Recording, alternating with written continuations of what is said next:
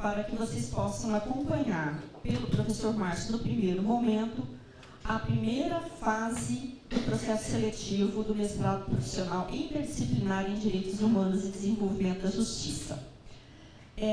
E só dando uma parte do porquê, né, e o objetivo desse workshop. Nós recebemos na semana passada, pela secretaria do programa, vários e-mails de pretensos ou futuros candidatos para o processo seletivo. E no corpo do e-mail, querendo tirar dúvidas de como funciona o processo seletivo. Nisso estava eu e o professor Márcio trabalhando, e nós pensamos em colaborar com todos aqueles interessados e aquelas interessadas em participar do processo com esse workshop preparatório. Nós tivemos um número consideravelmente bom de inscritos, foram 121, né, Márcio? 121 inscritos no processo, neste evento. E o que nós queremos também dizer? Alguns entraram em contato comigo ontem, dizendo que não viria, né, mas que tinha feito a inscrição para ter acesso ao link que vai estar disponível também online depois, porque nós estamos gravando, alguns servidores do TJ e magistrados que estão no interior não puderam estar presentes, mas eles também gostariam de participar. Então, qual é a nossa dinâmica ou metodologia? Nós também vamos deixar gravado, o link também depois vocês podem ter acesso para aprofundamento. Os slides vão estar disponíveis, tanto da primeira fase quanto da segunda, para que vocês possam tirar também dúvidas nos estudos futuros individualmente. Esperamos que o workshop possa ajudá-los nesta preparação e desejamos que todos e todas tenham sucesso, embora a gente fala sucesso, nós sabemos que infelizmente não podemos atender a todos, mas que aqueles que tiverem a sorte de estar conosco possa desenvolver as pesquisas que o DHJUS, junto com o Sistema de Justiça, pensa em trazer para a sociedade rondoniense, para a região amazônica, para o Brasil e também num aspecto a nível internacional. Deixo, então, o professor Márcio agora com vocês. Eu sou a professora Cidinha, mais conhecida do programa, e o professor Márcio, também, que é vice-coordenador e docente do DHJUS.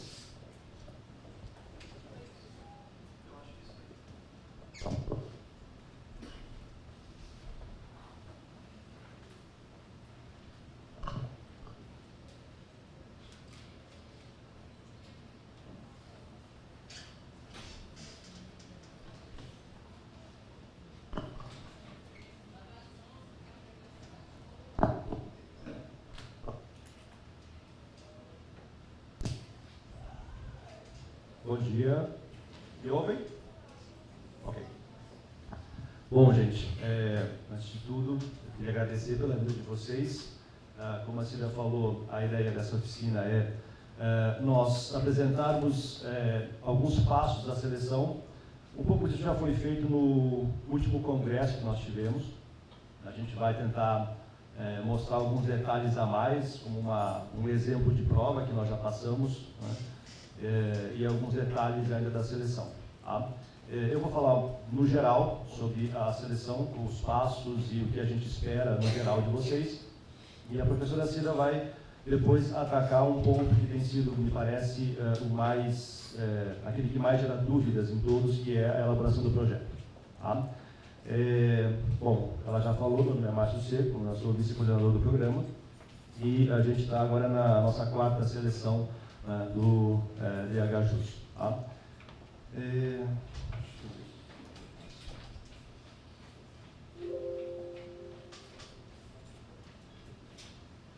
Eu posso passar? Ok. Bom, antes de qualquer coisa, gente, consegui colocar uma letrinha que dá para entender agora, né? Isso é bom, é melhor. Eu achei tão bonitinha aquela outra, mas tem que mudar o programa aí do TJ, meu querido, senão a gente não consegue fazer coisas bonitinhas. Bom, vejam, antes de tudo o histórico do programa, né, o programa ele é fruto de uma parceria que a gente tem com a Emeron e o TJ, obviamente, né? E essa parceria ela começou, na verdade, a ser costurada em 2015. Né? E, na verdade, fruto de conversas anteriores ainda, né?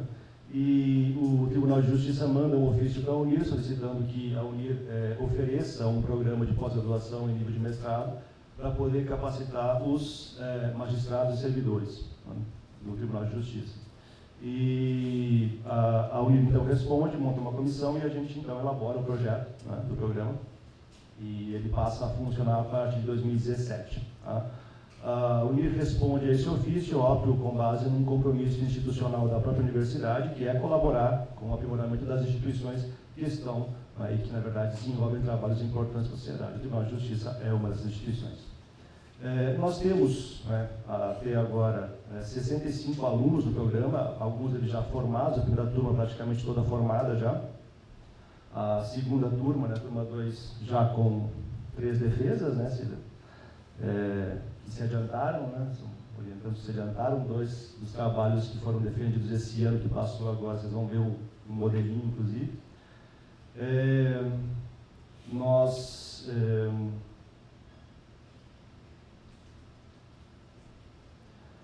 temos agora essa seleção que nós vamos fazer agora, ela é a última prevista no convênio original que nós estabelecemos com o Tribunal de Justiça.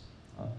Então, a gente vai ainda ter conversas, a gente vai continuar ou não com o convênio com o Tribunal de Justiça, mas, a princípio, o que nós temos hoje, de certo, é as 4 turmas que nós temos no convênio fecham nessa seleção. Tá? Então, para alguns é agora ou nunca, né? Ou pode ser. Poxa, aqui ainda ficou? Meu Deus do céu. Bom, alguém que entende árabe aí faz a tradução para a gente.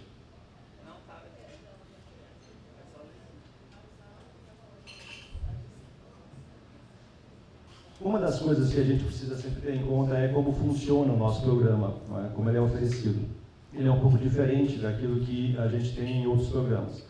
Na maior parte dos programas de pós-graduação da Universidade Federal de Rondônia, e no Brasil de modo geral, o que nós temos são aulas que acompanham o calendário acadêmico do semestre das graduações. Ou seja, a gente vai ter aulas todas as semanas, todos os dias, tudo isso. Como nós temos um curso que é programado para atender, inclusive, a um público que vem do interior, né, o que nós fizemos foi uma grade curricular que é ofertada em forma modular, ou seja, nós temos aulas que são ofertadas em uma semana por mês. Tá? A gente concentra as aulas de um mês em uma semana, ou seja, nós temos aulas manhã e tarde, de segunda a sábado. Tá? Essa é a forma que nós encontramos para conseguir dar conta da demanda de deslocamento do interior, dos profissionais do interior, para poderem ficar aqui pelo menos pelo tempo que a gente precisa que fiquem. A estrutura curricular que nós temos, ela tem a previsão de disciplinas obrigatórias, disciplinas optativas, APP, que é, na verdade, uma atividade de pesquisa programada. Nós normalmente temos isso como uma carga de 90 horas, e ela é preenchida com atividades que nós temos no programa, mas também com a publicação de artigos, né, e participação em eventos. Seminários de TCC, atividades de qualificação, de defesa, atividades obrigatórias, que são também proficiência em uma língua estrangeira, normalmente inglês ou espanhol. Tá? Isso é fundamental. Se vocês não tiverem proficiência em 12 meses, como está no digital, vocês podem ser defenestrados do programa. Tá? A qualificação e a defesa, né? Obviamente. Bom, nós temos um tempo mínimo de curso de 18 meses, então se vocês entram, vocês podem defender o TCC de vocês em 18 meses. Né? O máximo de 24. Nós temos tentado ser bastante rigorosos com esse prazo. 24 meses é o limite que nós temos estabelecido para todos os pós-graduandos. Nós não temos, nós temos um ou outro problema, mas normalmente só ocorre por problemas que podem acontecer, a pessoa fica doente, enfim. Agora, o normal é que a gente tenha defesas em 24 meses no máximo. Tá? A qualificação, quando ela vai para 24 meses, ela acontece normalmente até 18 meses. Dependendo do tipo de trabalho, ela pode acontecer um pouco mais tarde ou até antes. Né? E a defesa, então, em 24 prazo máximo. Tá? Bom, eu falava sobre a estrutura, vocês conseguem ver aí bem? Eu não estou conseguindo enxergar quase nada daqui. Nós temos aí um calendário que é o calendário de vocês. Tá? Esse calendário nós vamos colocar no site hoje, provavelmente, e ele é o calendário que vocês terão assim que entrarem no curso. Tá? Já tem as datas aí estabelecidas, tá? E as disciplinas que vocês vão ter ao longo do próximo, ou deste ano, na verdade.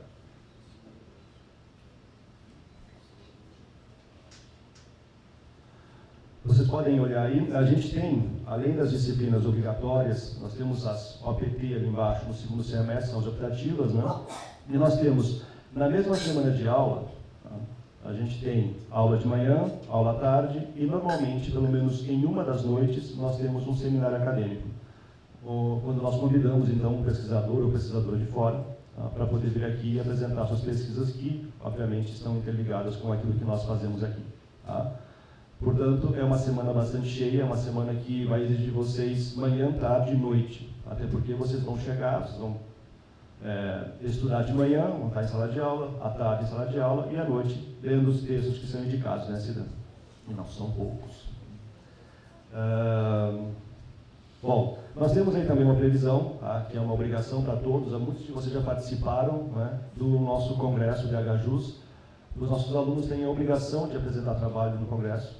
Tá? Ele tem sido, acontecido de uma forma bastante interessante e tem uma aceitação muito boa por parte do público, né? E a gente tem, então, vocês, na verdade, terão a obrigação de apresentar já os seus trabalhos em setembro. Tá? Bom, a princípio é isso, a Cida vai ser uma das professoras de vocês já na primeira semana de aula, né? E o Rodolfo, nosso coordenador, será também o professor que vai inaugurá-los. Esse é o calendário do primeiro semestre, do primeiro ano, na verdade, né? E no segundo, essa é a turma 3, na verdade, a turma que já está no programa já fez esse roteiro, tá? E agora chega então ao seu segundo ano. No segundo ano, o que nós temos é a previsão de disciplinas de vínculo. O que são essas disciplinas de vínculo? São disciplinas que são ofertadas para que os alunos tenham um vínculo com um programa, um vínculo formal com um programa, mas elas são administradas pelos orientadores e orientadoras. Tá? Ou seja, o que nós temos é a possibilidade de que vocês não estejam aqui presentes. Quem é do interior, vocês acho que boa parte não é do interior, mas mesmo quem é da capital, não estará em aula todos os dias da semana programada aqui. Tá? Isso vai depender do cronograma de trabalho estabelecido conjuntamente com a orientação. Tá? Então, a gente tem o seminário de pesquisa e orientação, é uma disciplina bastante importante, mas que é levada pela orientação. E também o TCC no segundo semestre. Tá? A ideia é que vocês tenham essas semanas liberadas para que vocês possam trabalhar no TCC de vocês. Tá? Então, vocês têm no segundo ano uma certa liberdade, uma certa flexibilidade de horários, ainda que a gente tenha aqui especificado, né, cada uma das semanas de ocorrência das disciplinas. Tá bom? Bom, e aí a gente vem para o ponto que interessa a vocês, como é no DHJUS. Tá? Eu não passei esse, eu passei para mim aqui, não passei para vocês. Esse daqui é o segundo, tá? Desculpa, gente.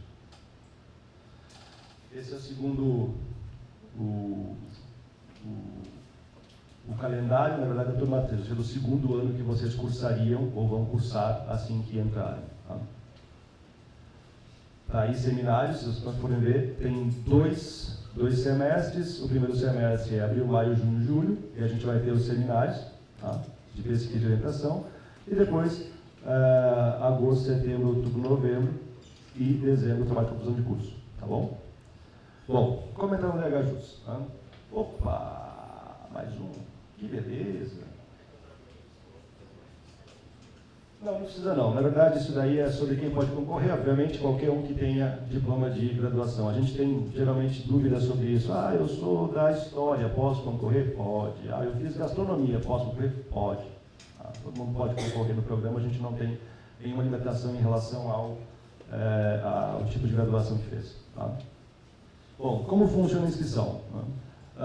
Vocês já devem ter olhado o edital, né? Lá no item 4, onde vocês vão encontrar todos os pontos relativos à inscrição. Tá?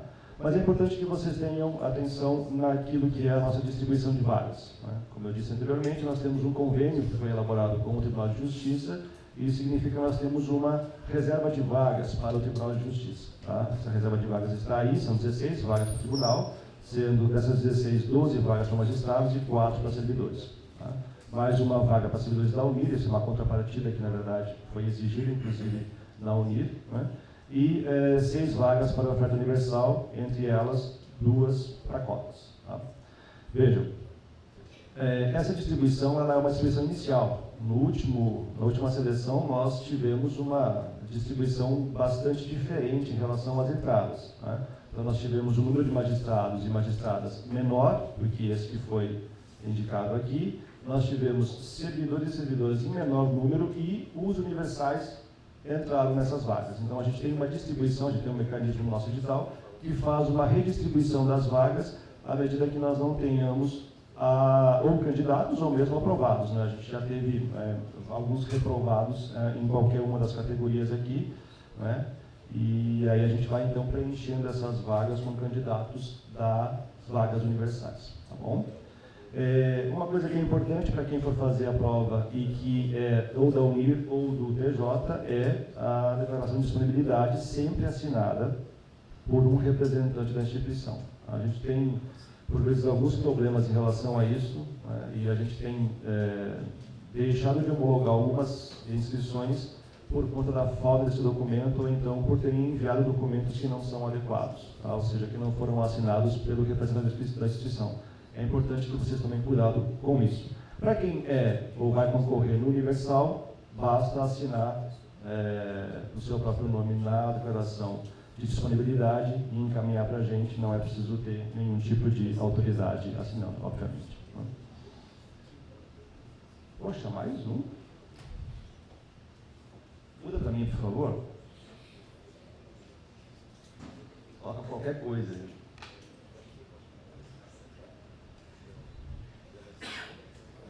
Fases da seleção. Está aí, olha só.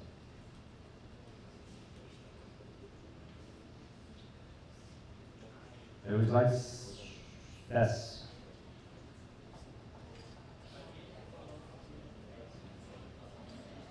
Bota times aí, sei lá. Bom, gente, isso é só sobre as fases. Esquece, não precisa mudar não, deixa assim. Isso é só sobre a fase da seleção, tá? A gente tem, como vocês devem ter visto no edital, já são 2 fases. A primeira fase é a fase da prova escrita, a segunda fase ela é dividida em 2 etapas, projeto e entrevista, tá? A fase de prova escrita, vocês já conhecem, ela vale de 0 a 100 pontos, tá? E ela é eliminatória. Isso é uma coisa que vocês devem tomar em conta sempre. A gente tem tido muitas dúvidas em relação ao projeto, mas as pessoas por vezes não se dão conta de que se não passar na prova escrita, o projeto sequer vai ser lido.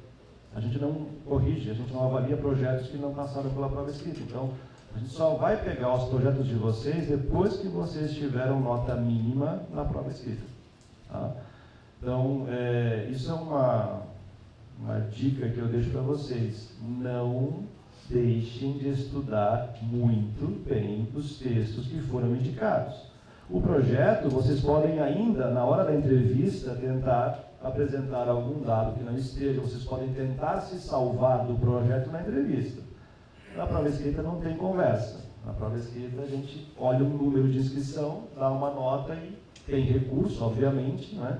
Mas ainda que a gente possa cometer alguns erros na avaliação, a gente normalmente não comete, né?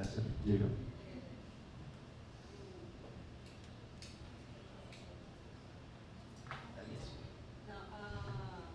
E o que o professor Márcio mencionou neste momento é extremamente importante.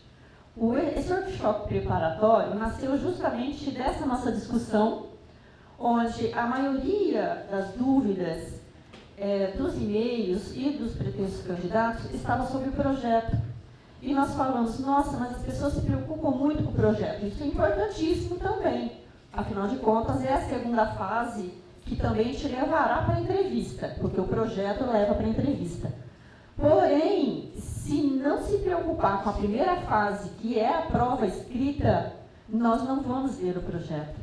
E daí também a nossa preocupação de estar aqui hoje com vocês, tentando explicar isso para que vocês possam prestar toda a atenção necessária ao edital e do que o professor Márcio vai falar agora sobre os critérios de avaliação da prova escrita.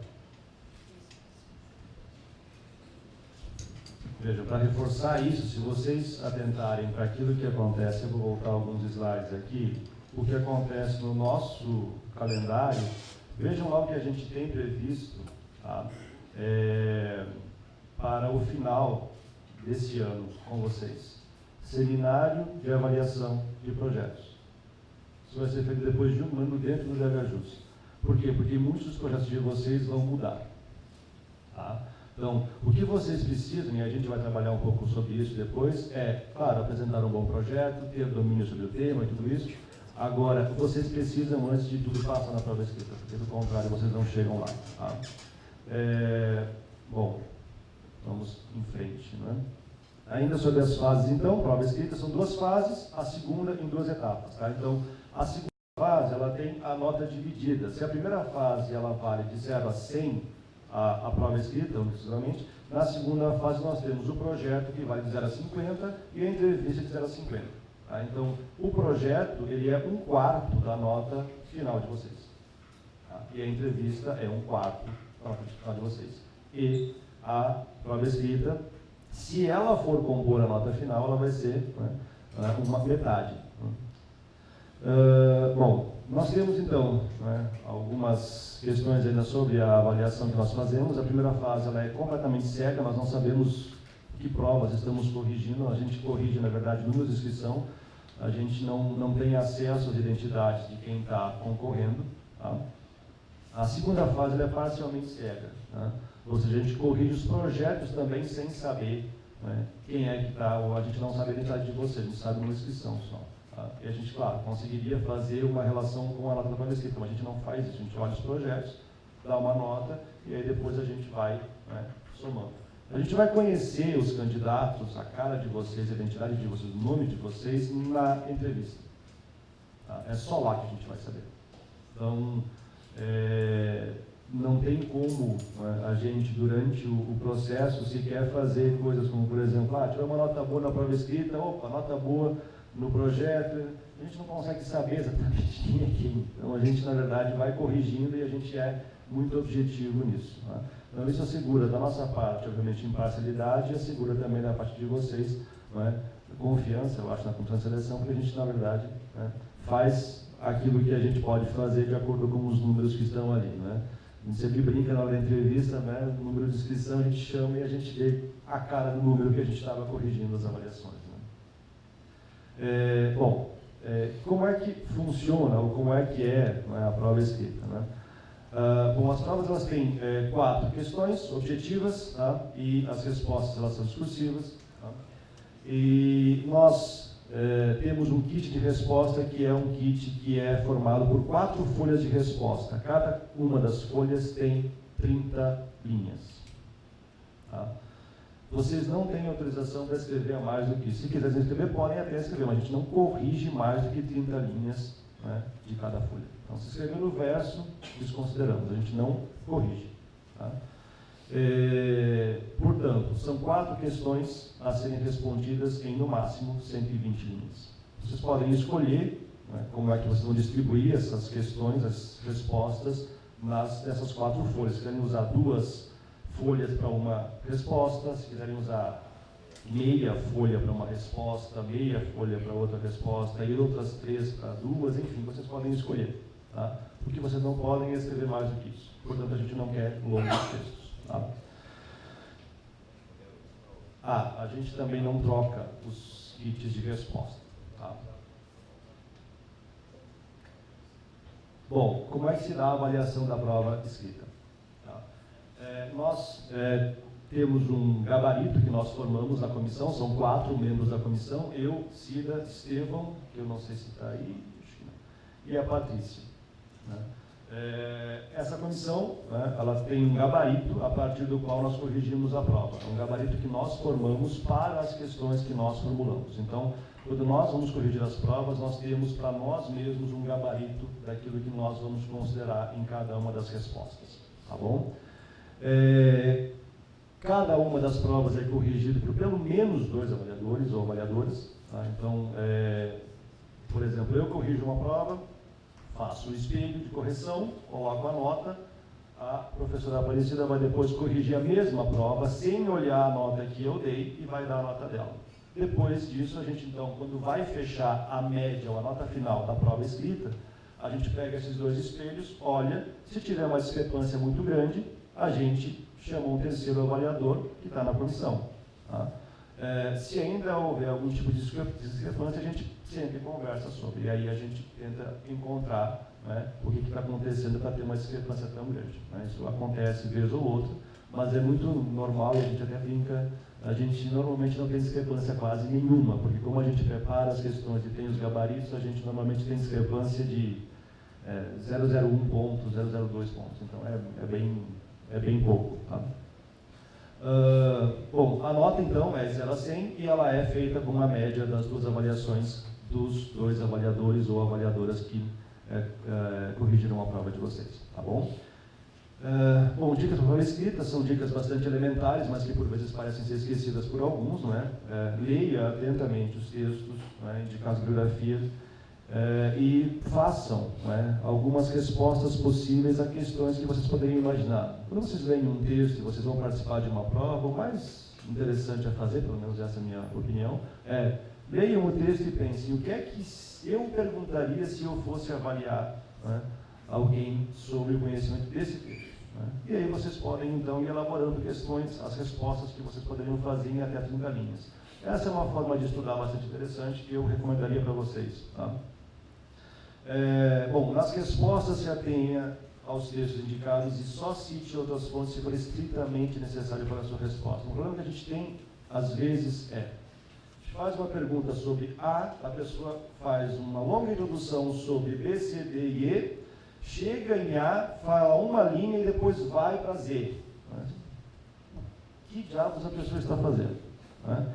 Algumas pessoas acham que na prova escrita elas precisam mostrar a repetição, ou seja, eu preciso aqui mostrar que eu não li só esse texto, mas que eu li mais 25 outros textos. Então eu vou citar todos os 25 outros textos que eu li também. Não tem como fazer isso em 30 linhas. Né? Então, o ponto é, o que é uma boa resposta a essa prova que nós fazemos? É uma resposta que está baseada no texto indicado. Tá? Não mais do que isso. Ah, mas eu me lembrei aqui, tem uma coisa super importante que eu poderia colocar, que tem relação com um autor que é importante também. Ok, faz a relação em 3, 4 linhas e depois volta para o tema. Tá? Porque senão você está fugindo. Tá?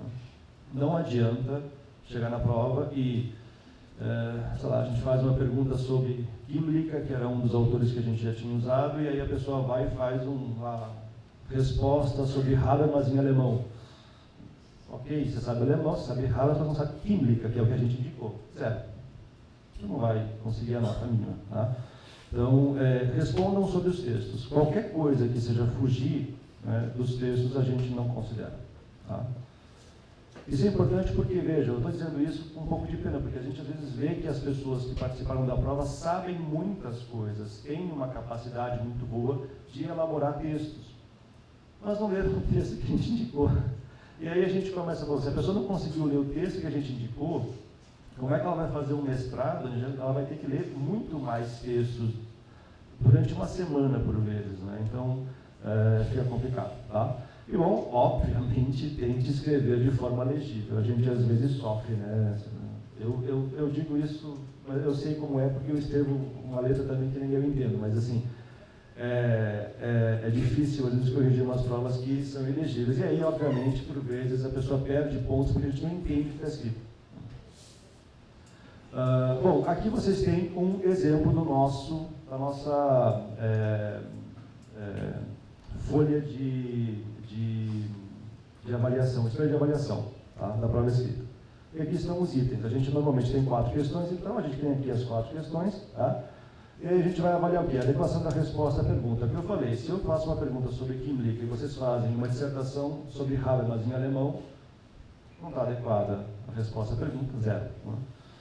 Abordagem do tema, precisão, domínio do conteúdo, relevância e profundidade.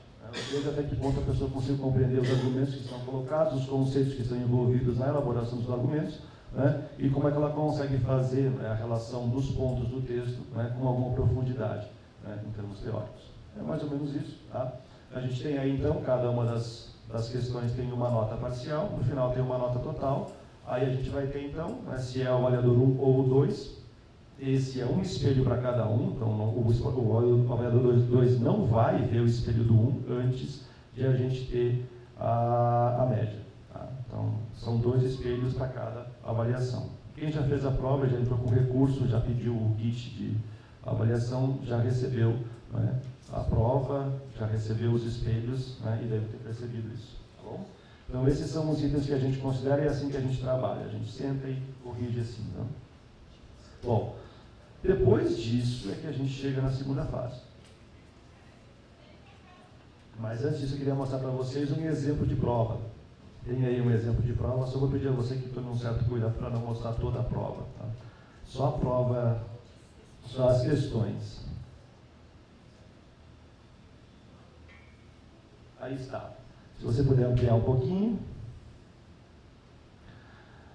Essa é uma prova que nós aplicamos, tá? As nossas provas são praticamente todas assim, tá? Todas assim. Para quem já fez uma vez a seleção, deve ter percebido, tá? Nós temos as 4 questões, são 4 textos, uma questão para cada texto, tá? Essa é uma prova que foi aplicada, se você puder subir um pouquinho só para tirar o número de inscrição lá. Desce. Deixa só, isso aí. Então, a gente tem aí, né, as questões, eu ia ler, mas eu não estou conseguindo enxergar. Deixa eu abrir aqui no meu computador.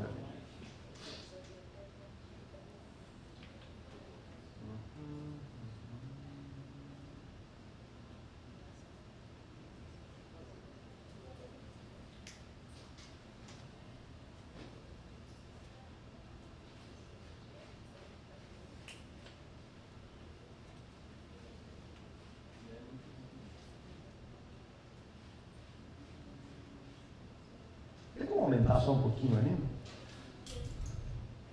Eu vou tentar ler daqui. Bom, então vejam, está colocado aí. Vejam, primeira questão. Vou ler só a primeira para a gente não perder muito tempo. No artigo Terra Indígena, aspectos históricos da construção e aplicação de um conceito jurídico, Cavalcante faz a seguinte afirmação: a história e a tradição jurídica da constituição e da aplicação do conceito de terra indígena demonstram que o tempo de determinada ocupação não pode determinar, em última instância, a sua tradicionalidade ou não. Quais os argumentos apresentados pelo autor para sustentar essa tese? Uma pergunta fácil, tranquila, né? Que não é para gerar grandes problemas. Claro, se vocês tiverem lido o texto, vocês não leram o texto, então vocês devem estar dizendo: meu Deus, que coisa difícil. Não é difícil, o texto é bastante claro, bastante tranquilo. Tá? Então, essa é uma questão padrão. Veja, é uma questão objetiva, é uma questão tranquila, é uma questão relativamente fácil de vocês responderem. Tá? De novo, no segundo Holanda, no artigo de Direitos Humanos e Democracia, a experiência das comissões da verdade no Brasil, existem 3 ideais reguladores que funcionam com perspectiva de descrição do mundo que são partilhados pelos comissionários por ela entrevistados. Pedagogia da verdade, condição atemporal ou ahistórica dos direitos humanos e complementariedade de direitos humanos e democracia. Explique cada um dos ideais afirmados pelo autor e demonstre como se vinculam à nossa condição presente. Se você leu o texto, se isso é o centro do texto, se você não conseguiu pegar isso, então você não leu com atenção. Tá? Notem.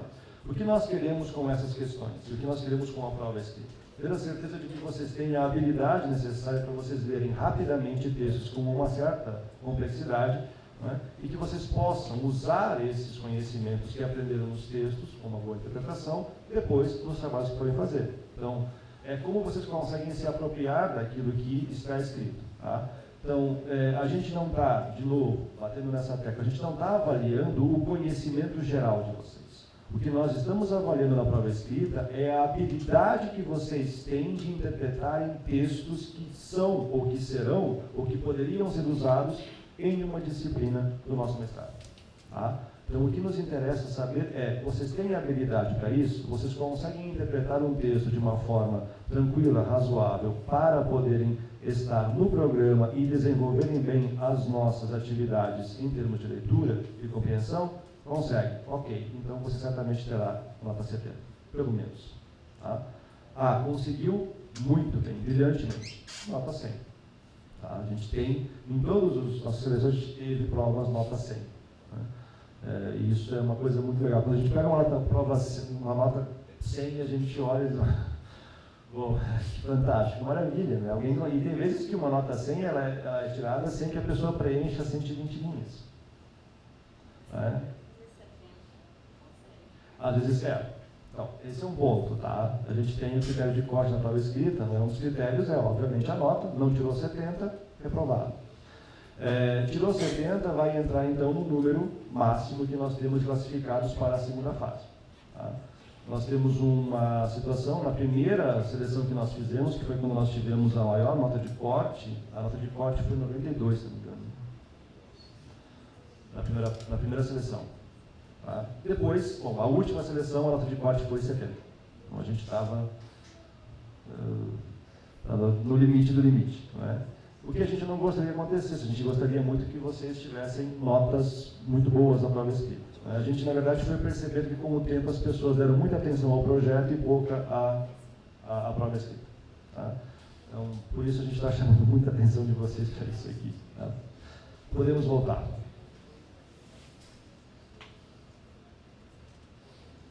A gente vai disponibilizar, gente, as provas que as questões que nós já fizemos em outras seleções, tá? Para que vocês possam, inclusive, se tiverem alguma curiosidade, eu vou ler o texto lá da seleção anterior e vou tentar responder a questão aqui, vou ver qual é a complexidade disso, tá? A gente vai colocar no site, ok? Bom, a segunda fase, que é o projeto e entrevista, então, né? Tem algumas questões, e aí são bem gerais, a Cida depois vai bater mais na tecla daquilo que o projeto deve apontar em detalhe, né? Mas tem algumas questões sobre o projeto, tá? Que eu queria que vocês tomassem em conta sempre. Bom, primeira coisa, né? O projeto deve estar de acordo com as linhas de pesquisa do programa. A Cida vai mostrar para vocês quais são as linhas de pesquisa. A gente, por vezes, tem ótimos projetos, mas que são projetos que não atendem às linhas do programa. Então, não adianta você vir aqui e querer pesquisar, sei lá, física. A gente não faz física, a gente não trabalha com física. Né? Eu quero trabalhar com, sei lá, algum tema que não é nosso, a gente não faz. Então o projeto acaba sendo reprovado, não porque não seja bom, mas porque, na verdade, a gente não tem como orientar, a gente não tem como desenvolver esse projeto dentro do nosso programa. Segundo ponto, ser de caráter interdisciplinar. Tá? A gente tem, por vezes, pessoas que entram no programa e têm até um bom tema, mas elas não se dispõem a trabalhar de forma interdisciplinar, ou seja, elas não se dispõem a trabalharem a partir de diversas disciplinas, integrando esses conhecimentos. Tá? Então, a gente não o nosso programa é interdisciplinar, nós não somos um programa que é do direito, nem da psicologia, nem da educação, nem da filosofia. Nós integramos esses conhecimentos todos para que nós possamos ter trabalhos que possam ter profundidade em termos sociológicos, filosóficos, pedagógicos e, ao mesmo tempo, obviamente, todo o rigor que a gente pode também colher das áreas do direito, tudo isso. Tá? Terceiro ponto, um bom projeto deve ser factível. Tá? A gente tem, em muitos casos, projetos que são interessantes, são bons, mas tem um tema amplo demais e que levaria 5, 6 anos para conseguir ser levado à frente.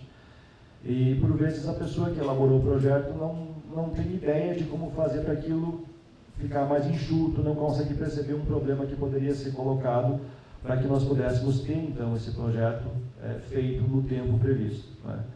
Isso é um dos casos em que a gente diminui bastante a nota do projeto. Tá? Então, se é um projeto que é grande demais, tem trocentos mil objetivos, não dá para fazer. A gente precisa de projetos que possam ser feitos em 2 anos. Por isso, por vezes, algumas pessoas acham, um bom projeto é um projeto cheio de coisas. Não.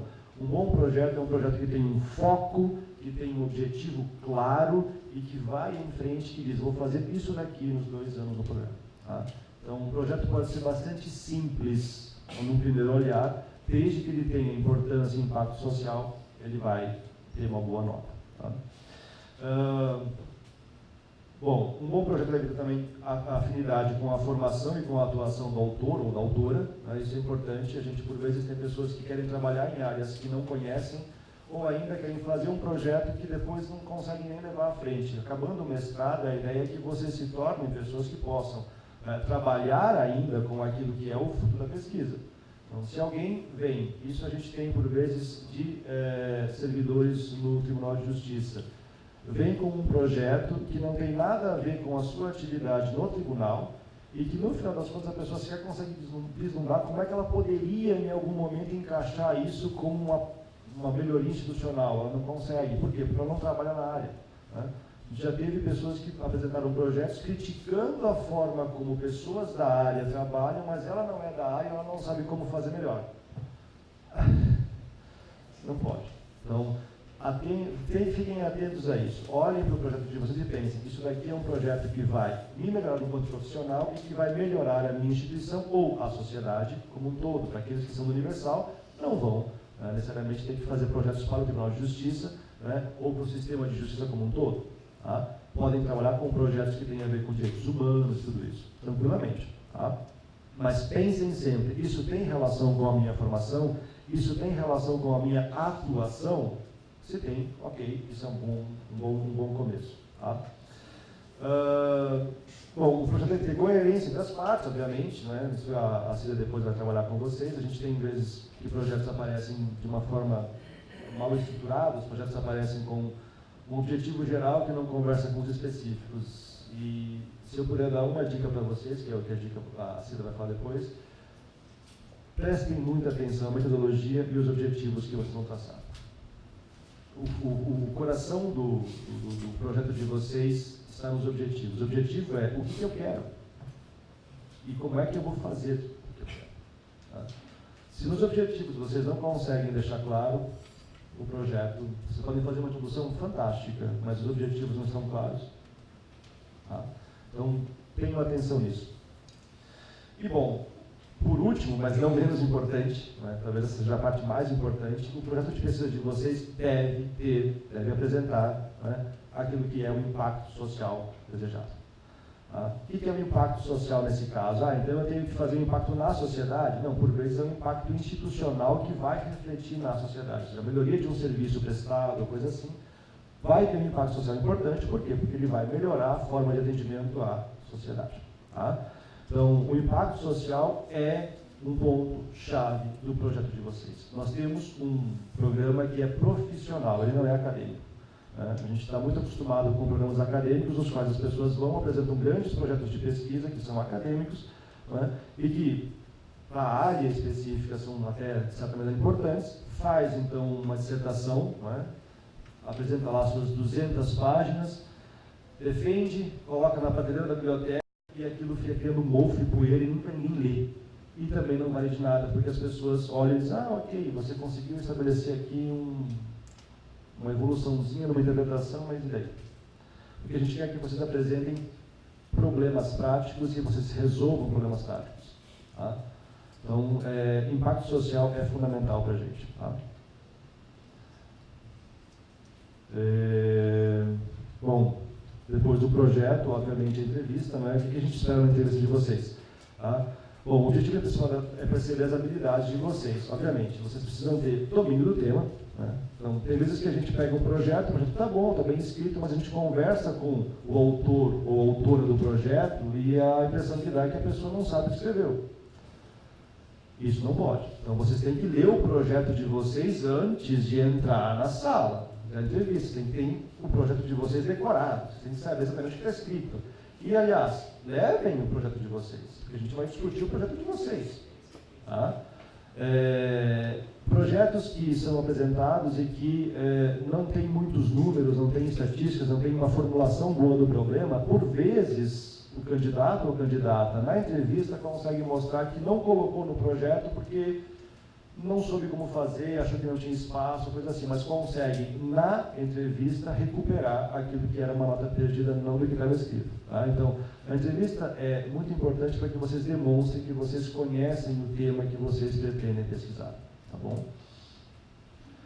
Bom, claro, a capacidade de você justificar a relevância acadêmica e social da pesquisa, isso também é muito importante. Vocês precisam saber o que vai acontecer se vocês conseguirem fazer a pesquisa, né? Que tipo de consequências isso vai gerar. Né?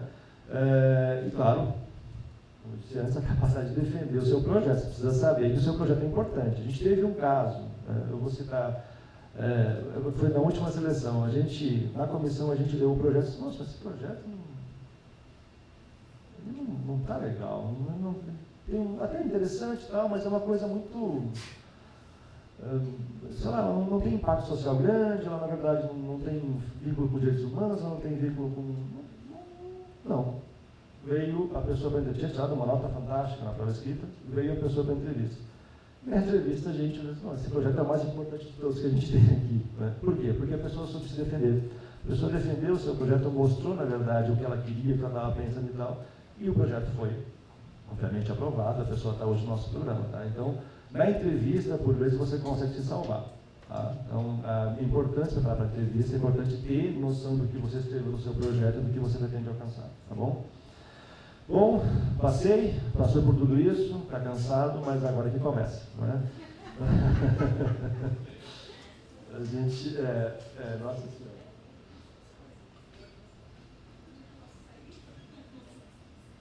Bom, agora vem a parte difícil, na verdade, não é? Bom, tem aqui umas coisas básicas, né? Faça sua matrícula, organize sua agenda de estudos, isso é importantíssimo. Se vocês ainda não organizaram, comecem a pensar o que é que eu vou fazer em 2 anos, vão estudar. E as férias, não tem? E o meu casamento? Acaba, termina agora e depois você retoma. Enfim, esqueçam tudo que vocês fazem e se concentrem única e exclusivamente no mestrado. Tá? Eu estou brincando, mas enfim, às vezes isso acontece. Tá? Não pensem em ter filhos nos 2 anos, homens e mulheres, isso atrapalha a vida de vocês. Tá? Eu estou brincando mais ou menos, porque realmente assim, a gente tem essa maternidade, tudo isso, tá? Então a gente toma cuidado com isso, fiquem tranquilos e tranquilas. Tá? Mas é importante que vocês programem realmente. Tá? Se vocês pretendem ter um filho ou filha nesse caminho, né? Talvez seja bom ter a criança e depois fazer, porque senão a gente às vezes... Só um adendo. Nós tivemos um caso de maternidade na turma última e é impressionante, nós já temos um mascote. A criança vai para todos os lugares, nas aulas, vai nos eventos, anda no ônibus, vai para as APPs, ele no colo, tá lá. É impressionante. Nós tiramos foto, inclusive, para registrar, ou seja, ela não perdeu de forma alguma responsabilidade com o programa, e a criança está lá, ela leva, traz alguém para cuidar, e o bebê sai nas fotos agora do DH Jussa. Eu desconfio que seja um boneco, porque ele não chora. Eu acho que não é uma criança, eu acho que é um boneco. Não chora, não é assim, impressionante. Eu até falei, olha, foi para mim, ficou manhã e tarde, me ouvindo e não chorou. Falei, poxa, isso não é possível. Isso é um boneco, não é uma criança. Tá? Enfim, mas é verdade. A gente tem, claro, pessoas que engravidaram, tanto mestrandos quanto mestrandas, durante o mestrado. O que eu digo programem-se, tentem pensar bem como isso vai acontecer, porque realmente é um tempo que precisa ser gasto com os seus filhos. Né? Bom, uma coisa importante vocês devem ter um artigo publicado. A gente, na verdade, trabalha com pelo menos um. A gente tem um histórico de publicação bastante grande dos nossos mestrandos e mestrandas. Né? As mestrandas mais que os mestrandos até. Né? A gente tem um histórico de produção muito alto. A gente tem mestrandas e mestrandos que publicaram 3 artigos durante os 2 anos. Tá? Então é importante que vocês pensem nisso, vão ter que publicar. Tá? E, claro, preferencialmente com o orientador ou orientadora, né? Mas isso é uma coisa independente. O importante vocês precisam publicar. Tá bom? Bom, como é o trabalho de conclusão de curso? O que eu preciso apresentar, afinal de contas? Depois de fazer todas as disciplinas, passar por 1 ano de disciplinas e depois, no 2º ano, fazer, então, finalmente o meu trabalho. Tá? Bom, ele, obviamente, é o resultado de uma pesquisa interdisciplinar, tá? E que tem o objetivo de apresentar propostas e soluções ao problema de pesquisa do projeto. Além da parte de fundamentação teórica, portanto, deve haver uma indicação de aplicação prática dos resultados da pesquisa. Tá? O que é essa indicação de aplicação prática? A gente tem que chamar de produto, na verdade. Né? sei se é um bom termo, mas a gente usa isso, né? A gente quer que vocês apresentem um produto. Né? O que é esse produto? Ele pode ser um diagnóstico, por exemplo. Né? Isso é uma possibilidade, mas a gente normalmente tem, e eu vou mostrar para vocês aqui alguns exemplos do que a gente já teve. Né? A gente tem normalmente a ideia de que vocês devem apresentar alguma proposta de melhoria, né? Seja com política pública, seja de melhoria institucional, seja alguma coisa que possa impactar na sociedade, enfim, é uma proposta específica, claro. Né? E é isso, acabou, mas eu vou mostrar agora os exemplos. Se você puder abrir, e agora a gente vai ter um probleminha, acho que eu vou ter que ir até aí. Porque eu vou mostrar para vocês, na verdade, o que a gente teve agora, as últimas duas defesas do DHJUS, uma aconteceu no dia 23 de dezembro, né, e outra aconteceu final de novembro. Tá? A gente tem, esses são exemplos, na verdade, a gente tem inúmeros trabalhos que já foram apresentados, que estão inclusive disponíveis já para vocês acessarem. Tá? Esses são os dois exemplos que nós temos, que estão mais frescos aí, porque as defesas aconteceram agora e a versão final nem foi entregue ainda. Tá? Mas são bons exemplos, a Cida depois vai também apresentar um outro exemplo. São exemplos, esse de duas orientandas minhas, né? A Cida vai apresentar de uma orientando dela, porque a gente tem familiaridade com os trabalhos, obviamente, né?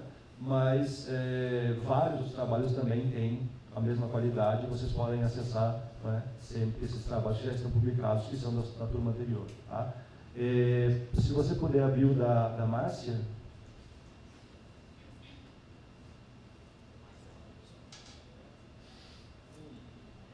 Jus itinerante, é o que não é o da Juliana.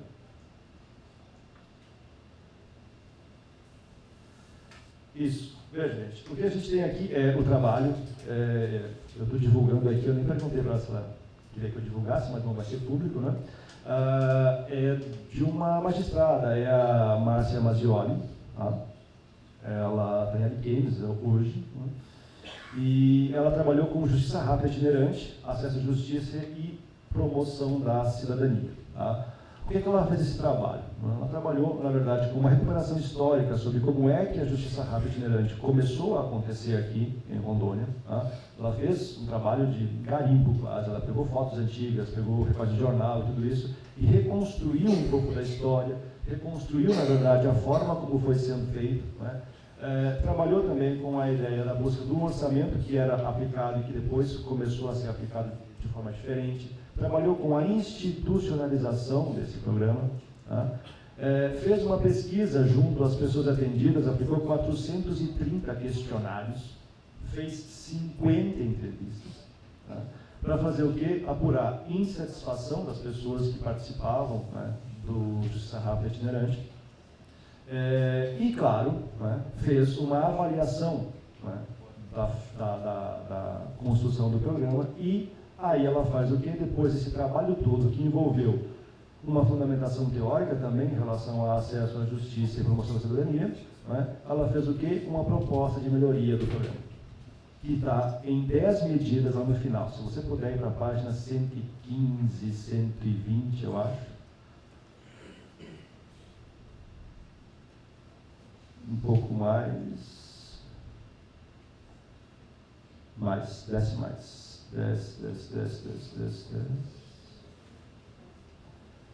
Desce. Não, está na 129, talvez. Eita. É o capítulo 5. Veja, ela separou o próprio trabalho dela em 5 capítulos. Tá? O último capítulo é a proposta de melhorias. Tá? Eu queria apresentar rapidamente para vocês, para vocês terem uma ideia de como é que a gente gostaria que vocês pensassem no trabalho de vocês. Capítulo 5, está aí. Tá? Veja, ela colocou ali, começou com modernização da justiça, pode ir baixando. E aí ela apontou o que seriam 10 medidas. Vocês estão conseguindo enxergar bem? Não? Não aumenta, eu não estou enxergando nada aqui, estou chutando aqui do tamanho. Mais. Viu? Dá para ver? Ok, desce. Pode descer. Aí, veja, 10 propostas de melhorias da justiça rápida itinerante. Então, ela foi pontuando aquilo que ela percebeu como sendo problemas que existiam ou ainda possibilidades de melhora. Tá? Ela começou, então, ela colocou uma virtualização dos processos da justiça rápida itinerante. Por quê? Porque ela percebeu que havia uma certa dificuldade por conta do número de papel envolvido. Só tem muito papel nesse negócio. A gente está o tempo trabalhando com papel, quando hoje a gente poderia trabalhar com apps, poderia trabalhar com formas digitais, né? E aí isso poderia dar mais celeridade, mais tranquilidade em relação aos dados, tudo isso. Então, ela colocou isso e ela, claro, diz por quê e diz como. Tá? Pode ir descendo, vamos ao 2. Aí, coleta de pedidos online, né, ou aplicativos ou site do TJRO. Terceiro, criação de vara específica de justiça rápida com equipe fixa. Vejam, essa é uma coisa importantíssima. Na verdade, o que eu estou dizendo é, olha, a gente precisa, na verdade, se reorganizar. Porque o programa funciona muito bem, nós atendemos muitas pessoas, as pessoas estão satisfeitas, é uma forma de justiça que pega pessoas que normalmente não acessariam a justiça comum, né? E esse tipo de vara poderia atender de uma forma melhor.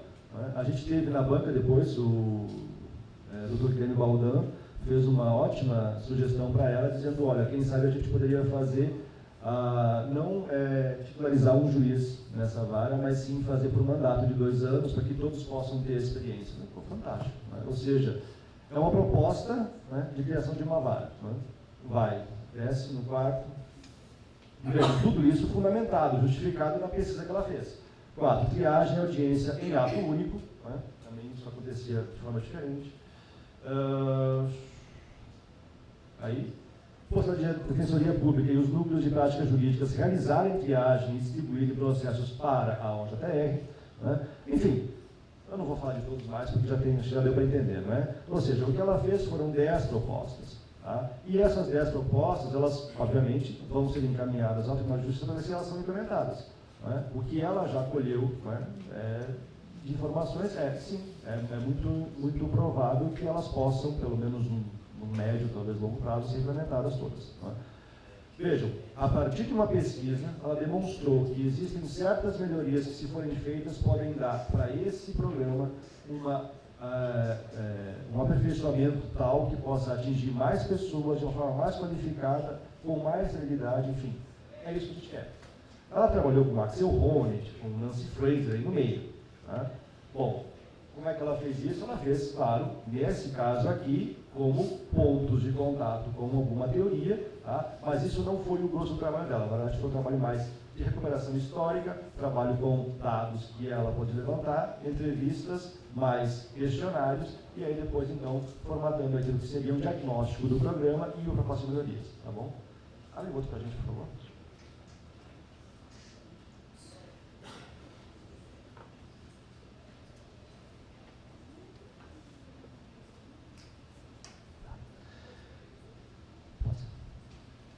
Bom, veja, a Márcia, ela é magistrada, então ela entrou na cota dos magistrados. O que a gente vai ter agora é um outro trabalho que também foi defendido esse ano. Tá? Esses 2 trabalhos foram elogiadíssimos pelas bancas, tá? Foram muito elogiados mesmo, tá? E por isso eu os trouxe aqui. Da Juliana Wagner, tá? Ela entrou, ela é servidora aqui do tribunal, mas ela entrou na vaga de universais, com a maior nota. Então, ela optou por não fazer como servidora, mas sim como universal.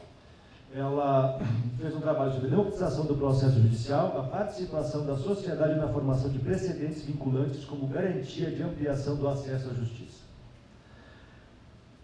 O título parece, nossa senhora, uma coisa super jurídica e tal. E é bastante jurídica, mas ela trabalhou com Habermas boa parte do trabalho. Ela, na verdade, fez uma vinculação entre aquilo que é democracia, acesso à justiça, desigualdade social. Tá? Ela chegou, inclusive, a avançar alguns pontos sobre formas de construção da decisão jurídica. Tá? Ela fez um trabalho realmente muito bom mesmo. Tá? E aí vocês pensam, poxa, mas isso é um trabalho meio teórico, né?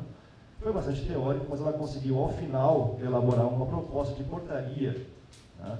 Para que o Tribunal de Justiça possa padronizar as audiências públicas quando vá se julgar algum tipo de RDR. Né, aqui. Então ela faz uma proposta, diante de tudo isso, como as audiências públicas ajudam tanto naquilo que é a boa compreensão da decisão judicial, a boa participação das pessoas naquilo que é a discussão para se chegar a uma decisão, né? Daquilo que é a formação da convicção do magistrado que vai, em algum momento, fazer o seu voto, né? A partir dos diversos argumentos apresentados, né? Ou seja, a partir de tudo isso, ela chega e diz, bom, então para a gente poder chegar a isso que é bastante teórico, bastante complexo, a gente pode elaborar aqui uma portaria, tá? E essa portaria, na verdade, ela vai regulamentar as audiências públicas. Veja, sai de um nível teórico habermasiano e chega numa portaria que pode ser, né, feita aqui no Tribunal de Justiça e melhorando, então, talvez a atuação aqui. Tá? Eu não sei precisar mostrar a portaria, mas, enfim, essa é uma das possibilidades também. Notem, vocês podem, são dois trabalhos muito diferentes. Tá? Um trabalho que tem uma carga teórica muito grande, que é o trabalho da Juliana, tá? Que é um trabalho que se aproxima até de um acadêmico, mas que apresenta no final isso que a gente chama de produto, e o trabalho da Márcia, que também tem uma carga acadêmica muito interessante, né? Mas que foca numa avaliação, né, no diagnóstico de um programa e naquilo que poderia ser a melhoria dele. Tá? Então, a Cida depois vai mostrar um outro tipo de trabalho, né, que vai numa linha um pouco diferente ainda. Tá?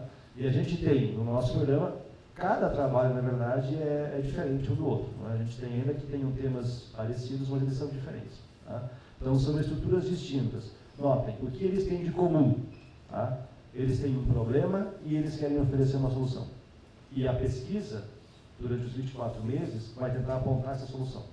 E essa solução, depois, ela pode ser indicada, né, para a instituição, para um órgão, para o governo, enfim, para que ele possa, então, implantar aquilo e possa, né, fazer com que a gente tenha as melhorias que o projeto pode indicar. Tá? Bom, sem avançar mais no tempo da Cida, e agora entrando naquilo que vocês realmente querem fazer, né, que é o projeto. Né? Será que querem agora fazer o projeto? Vejam, é importante que vocês tenham presentes, então. Eu sei que para vocês, nossa, mas é muita coisa, é coisa demais para fazer e tal. Não é. Na verdade, vocês vão ter assistência, né? O programa tem um corpo docente bastante qualificado. Tá? Eu falo isso porque eu estou no meio, né? Mas, enfim, o corpo docente é muito qualificado. A gente tem, né, na Imeron também, pessoas fantásticas trabalhando. Então, tudo que a gente faz, a gente sempre tem o apoio de pessoas muito, mas muito organizadas e trabalhadoras. Então, a gente consegue levar a cabo, sim, tudo aquilo que a gente tem de propostas. Tá bom? Então, contem com a nossa ajuda. Eu espero que vocês se inscrevam. Eu espero que vocês passem por essa seleção e que vocês possam, obviamente, né, lá no dia 23 de março, comemorarem, né, a aprovação de vocês e que vocês possam estar conosco, tá bom? Bom, é isso da minha parte, e aí a gente, vamos direto para ti ou a gente faz um intervalinho de uns 5 minutos? Temos um café.